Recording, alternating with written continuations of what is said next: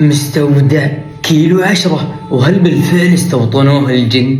يا جماعة الخير، ما أتمنى أنكم تتابعوا القصة وما أتمنى أنكم تدخلوا في تفاصيلها، فإيش السالفة؟ قبل أن نبدأ لا تنسوا لايك ومتابعة وبسم الله. في بداية قصتنا يا جماعة الخير، قبل القصة هذه بليلة ترى قمت من نومي وأنا أصيح، إي والله يا جماعة الخير، فأتمنى أنكم تتابعوا القصة. ففي بداية قصتنا تحكى أن قصتنا صارت في جدة، وترى قصتنا لها علاقة في شرورة، ولكن ما راح أدخل في تفاصيل شرورة، لأن شرورة مدينة مرعبة نفس حقين سترينجر ثينجز، والله انقلني ساجلهم. وبداية قصتنا كان في حارس أمن يدعى بعلي، وكان يا جماعة الخير علي هذا ترى هذه قصة شعبية، وكان علي يتناوب عن الحراس اللي يأتون في الصباح، هو يأتي دوره في الليل ويأتي يمسك عنهم في الليل إلى الفجر، وهذا الوقت ندري إنه وقت الجن المفضل، فما بالك بوقت جن المفضل ومكان فاضي ما في أحد. وترى هذه القصة صارت في السبعينات.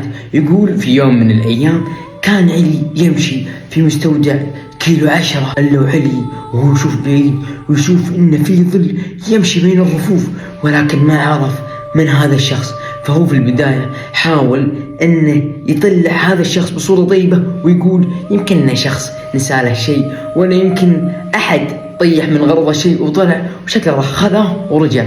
لكن المشكلة وين؟ يوم جاء علي يتذكر، ولا يوم تذكر أن المفتاح كان معه، وهو الوحيد اللي معه المفتاح، وكل الطرق اللي يمكن تدخل في هذا المستودع مسكرة. وهنا تيقن علي أن اللي قدامه ما هو بشري، فقام علي يرتجف، جاته مركب ويشوف الظل يمشي بين الرفوف، يمشي ويرجع. فقام علي واتخذ قرار، ويا ليته ما اتخذه.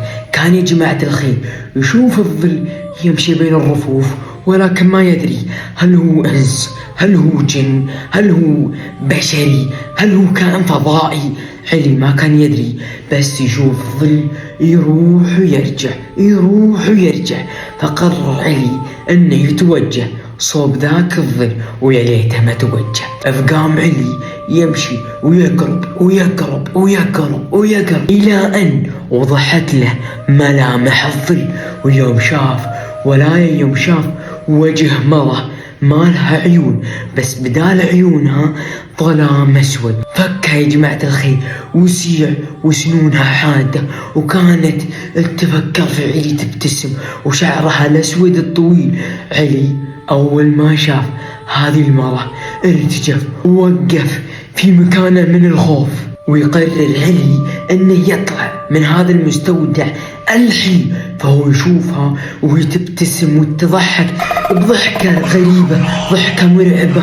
فيقوم علي ويعطيها ظهرها ويفكها سبرنت. ساعد فكها سبرنت، الظل اللي يمسك ظهره من ورا حس بشي بارد يمسكه، فشوي وقف وهو يلتقط أنفاسه اللي هو يشوف ورا ويدور يمين يسار. ولكن الصدمة وين؟ أن ما لقى له أحد. وشوي ويمسك رجيله شي من تحت، ويقوم علي ويفكها سبرنت مرة ثانية، يبي يلحق أنه يطلع من هذا المستودع الغريب. والمستودع هذا يا جماعة الخير في الصباح يكون في عمال، أما في الليل يكون هدوء وظلام، حتى أنت تسمع صوت نبضات قلبك أو حتى نفسك.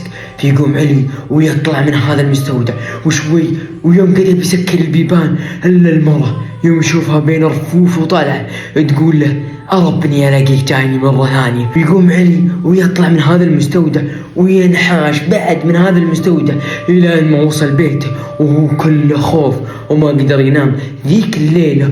ويقوم علي اليوم الثاني ويقدم استقالته من مستودع كيلو 10، وتظل هذه القصة غامضة. أما من ناحية المرة يقولون أن المرة ميتة في مستودع كيلو 10، ولكن طريقة موتها كان جدا غامض. فبس سبحانك الله بحمدك، أشهد أن لا إله إلا أنت، أستغفرك وأتوب إليك، ومع السلامة.